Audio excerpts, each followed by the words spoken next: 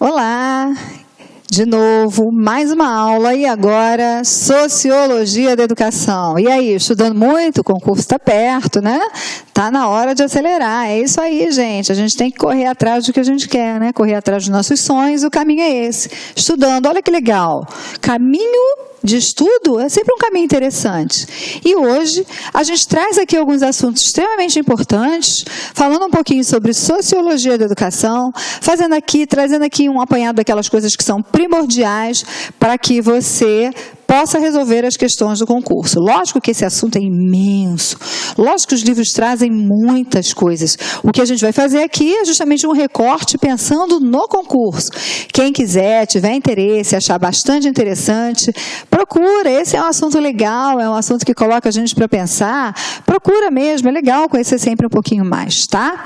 E a gente vai começar aqui falando de uma educação positivista e de uma pessoa que é a grande representante deste pensamento, desta forma de pensar a educação. E essa pessoa é Augusto Comte. Augusto Comte foi considerado o pai do positivismo. Positivismo está associado a um pensamento filosófico, filosofia e sociologia andam sempre juntos, olhando para a ideia de que existem apenas verdades absolutas. É uma forma de entender o mundo que não permite, por exemplo, que a gente entenda mudanças de posição, de a gente considerar que o que é bom para um pode não ser bom para outro, de a gente considerar que a forma de olhar o mundo por uma perspectiva é diferente de você olhar o mundo por outra perspectiva. Na ideia do positivismo, existe uma verdade, a verdade é única e a verdade se aplica inexoravelmente sobre todos os seres da face da Terra. Então, portanto, para Augusto Comte, a sociedade industrial só pode se estruturar se cada indivíduo for educado para contribuir de forma útil, em benefício do todo social. Cabe à educação a formação moral dos membros da sociedade, para que cheguem a um consenso com base no qual prevaleceria um estado de harmonia. Nessa ideia, então, de uma educação positivista, a gente tem o primeiro vislumbre da educação como um meio de manutenção de ordem social, ou seja, a escola teria que garantir que aqueles cidadãos que estão ali dessem sua contribuição para o todo social. E se a gente quiser pensar, nossa, mas legal, né? Legal. Mas se a gente quiser quebrar um pouquinho o que significa esse todo social, a gente pode pensar o seguinte, na perspectiva do positivismo, uma sociedade se organiza através das suas classes sociais. Todas as classes sociais são extremamente necessárias, então eu preciso ter classes sociais para que eu possa ter funções de trabalho, cargos, postos de trabalho associados a cada uma dessas funções. Se a educação tem que ser essa educação que vai contribuir para a manutenção dessa sociedade, isso significa dizer que eu tenho que pensar numa educação específica para aqueles que vão continuar naquela classe popular ou mais simples da nossa população, da nossa sociedade. Um outro para aquele que está lá no miolo, pensando que a gente vai falar aqui mais ou menos de uma pirâmide, tá? Mais ou menos essa ideia, quem está no miolo. E outro tipo de educação para aquele que está lá na pontinha, para a elite. E dessa forma, a gente reproduziria, ou a escola seria a instância responsável pela educação e, portanto, responsável por essa manutenção de classes sociais. Essa educação positivista influenciou e ainda influencia os ramos da educação liberal. A ideia de uma educação liberal prevê exatamente isso, que as pessoas têm possibilidade de mudança, por exemplo, nas suas classes sociais, de acordo com o seu próprio esforço, de acordo com a sua própria luta, e que todo mundo tem oportunidades iguais. E nós sabemos que isso esconde muitas e muitas armadilhas que a gente vai falar ao longo da aula de hoje. Então vamos lá. Por meio da educação, Comte pensava em superar o estado de agitação revolucionária existente na Europa, inculcando nos operários uma moral baseada na resignação à conjuntura de desigualdade social. A educação serviria tanto para disciplinar quanto para adaptar os trabalhadores às mudanças que os avanços científicos e técnicos impunham ao mundo do trabalho. Olha que tranquilo, né? Então vamos usar a educação como elemento para que os trabalhadores fiquem resignados à sua sua situação de trabalhador. Fiquem resignados à sua situação de pobres. Estejam lá assemelhados com essa ideia. Não é assim, a sociedade precisa que eu seja assim. E aí, gente, muitas vezes, esses discursos foram associados a ideias religiosas. Deus quis assim. E a educação se proporia, então, a esse trabalho. Tudo bem, vamos trazer todas as ideias dos avanços tecnológicos, desde que você tenha acesso àquilo que é necessário, aquilo que é primordial para o uso no seu trabalho, na sua função social pré-determinada desde berço. No bojo dessa discussão e desse olhar voltado para as questões de Augusto Comte, a gente tem que falar de Durkheim. Durkheim é considerado o grande pai da sociologia, ele organizou a sociologia enquanto ciência. E ele entendia a educação de uma forma bastante complexa. Olha só isso, gente. A ação exercida pelas gerações adultas sobre as que ainda não estão maduras para a vida social tem por objetivo suscitar e desenvolver na criança determinados números de estados físicos, intelectuais e morais que dele reclamam, por um lado, a sociedade política em seu conjunto e, por outro, o meio específico ao qual está destinado. Ampliando aquela discussão que a gente começou com Augusto Comte, ainda no viés dessa educação positivista, Durkheim amplia esse conceito de educação dizendo que, primeiro, a criança já está destinada a uma classe social.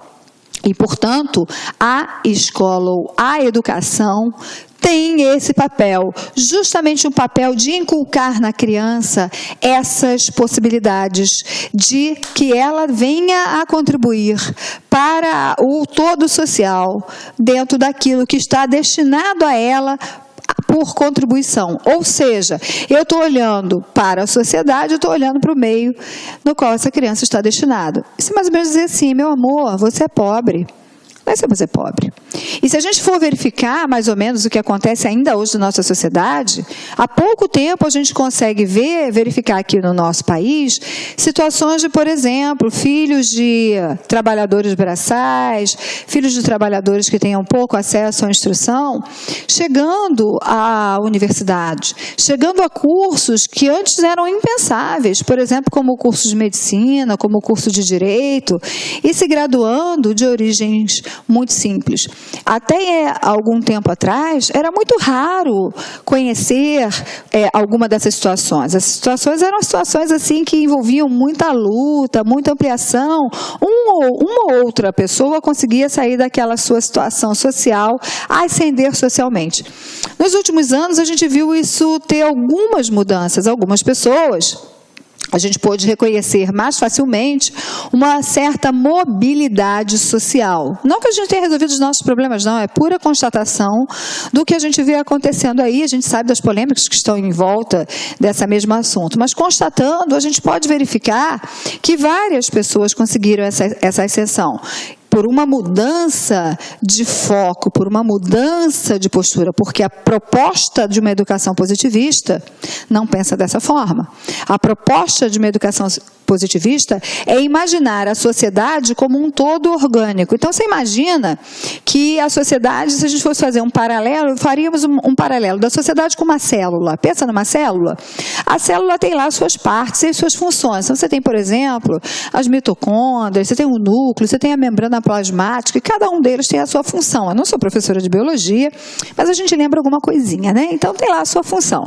Agora, imagina, quando eu represento a sociedade com uma célula, eu estou comparando a sociedade, ou seja, um todo social, composto por pessoas, composto por culturas, mas estou assemelhando a uma entidade biológica, que é uma célula. Imagina o que acontece nessa célula se a membrana plasmática não cumpre mais o seu papel e ela decide assim, olha, eu não quero mais ser membrana plasmática, cansei, eu agora quero ser citoplasma. O que acontece com essa célula? Com essa célula, o funcionamento, com certeza, não é o funcionamento ideal, não vai funcionar como a célula, essa célula possivelmente vai morrer, acabar. Esse pensamento biológico foi trazido para o olhar da sociedade por Durkheim. Então, por Durkheim era mais ou menos assim, olha, imagina, se você nasceu para assumir esta função na sociedade, eu preciso que você assuma essa sua função, porque senão há um colapso de toda a sociedade. Só que isso significa estagnar as pessoas e destinar às pessoas aquilo que elas têm de nascimento. É como se eu estivesse determinando socialmente que quem é pobre só pode ser pobre. Se você é filho de uma família de trabalhadores rurais, que trabalha com plantio, com corte de cana, você está destinado a ser isso. Você não tem condição de pensar e de sonhar ser outra coisa. Para Durkheim, o objeto da sociologia é o fato social. Então, ele começa a encarar tudo como fato social. Educação também. E mais, para a educação, ele destina também um papel de ser elemento para a conservação e para o funcionamento social. Então, toda essa estrutura social estaria extremamente alicerçada, dependente, associada à ideia da educação. Dessa educação que manteria, então, tudo dentro dessa ideia inicialmente determinada. Então, educação, socialização e individuação. O objetivo da educação para Durkheim seria criar o ser social, com base em forma de coação permanente exercida sobre a criança pelo meio social para moldá-la à sua imagem e da qual os pais e professores não passam de representantes intermediários. Então, pais, professores, representantes intermediários de algo maior que a sociedade. E, portanto, esses representantes intermediários têm que moldar a criança, seja por coação. Gente, o que é coação? Coação é imposição, é chantagem, usa o que você precisar usar para moldar a criança dentro desses parâmetros, que são os parâmetros sociais vigentes. Isso tira a possibilidade de você entender que o sujeito constrói a sua própria forma de se relacionar com a sociedade, tira as possibilidades de mobilidade social e determina a ideia de que você tem que ser aquilo que é possível para você ser. E o pior, coloca a educação como grande responsável por essa ideia. As regras do método sociológico. Por exemplo, o objetivo da educação é criar o ser social com base em forma de coação, como a gente viu, né? Então, o comportamento das crianças, ele não é espontâneo, ele é sim ensinado pelo grupo à sua volta, que impõe valores, sentimentos e costumes, como os hábitos de higiene, de alimentação, de vestuário, etc. O processo educacional é bem sucedido, a coerção que o grupo exerce sobre cada membro nem é sentida, parecendo a todos que são hábitos naturais e espontâneos de cada um. E esse modelo educacional vai se perpetuando, e muitas vezes as pessoas nem percebem que estão nessa situação, ou sendo coagindo ou sendo coagidas a trabalharem, a usarem de uma certa forma. E dessa forma, de acordo com Durkheim, a sociedade vai se mantendo dentro das suas mesmas estruturas. Cabe à escola, então, a função de transmitir as informações consideradas importantes no arcabouço cultural e técnico da sociedade na qual está inserida. Também é dever da escola formar novas gerações com atitudes e valores favoráveis à procura dos conhecimentos necessários para a vida em sociedade, sem descuidar da imprescindível função de qualificar o aluno para uma carreira profissional. A tarefa da educação não é simplesmente formar pessoas ajustadas à situação presente, mas também pessoas capacitadas a operarem como agentes de desenvolvimento social, levando-as a um estágio mais avançado, desde que esse estágio mais avançado ainda a mantenha na mesma classe social em que ela estava colocada. Já numa perspectiva bastante oposta a toda a organização que a gente acabou de ver aqui, defendida por Durkheim, a gente tem um outro pensador, Karl Marx. Karl Marx, com certeza você já ouviu, Karl Marx traz muitas polêmicas ao ser discutido ainda hoje, mas a gente tem que entender que no campo das ciências humanas e das ciências sociais, Karl Marx trouxe mudanças profundas, olhares profundos, cisões naquele discurso que era até então um discurso majoritário. Então, Karl Marx é um pensador completo.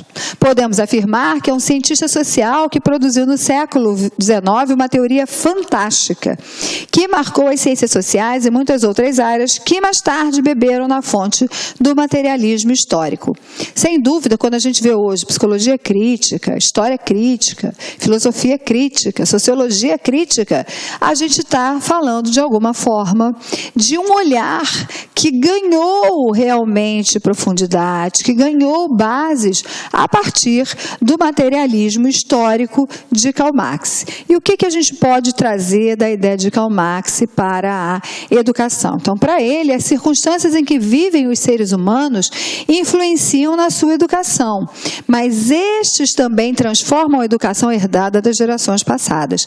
Então, Karl Marx está trazendo o indivíduo para essa situação. Então, ele está falando, sem dúvida, o que você herda lá das gerações vai te marcar, mas você também contribui, você também pode mudar essa história, você também pode transformar essa realidade. Então, ele vai ver a educação numa relação social que se estabelece entre Fala, galera, e aí, você está gostando dessa super aula? Você vai fazer o concurso para o Magistério do Rio de Janeiro? Então não perca tempo. Acesse o nosso site cidconcursos.com.br e adquira a turma completaça por apenas 10 parcelinhas de R$20. É o melhor custo-benefício do mercado. Então, meu companheiro, minha companheira, está esperando o quê? Venha para o Cid Concursos e seja um aluno diferenciado. Clique lá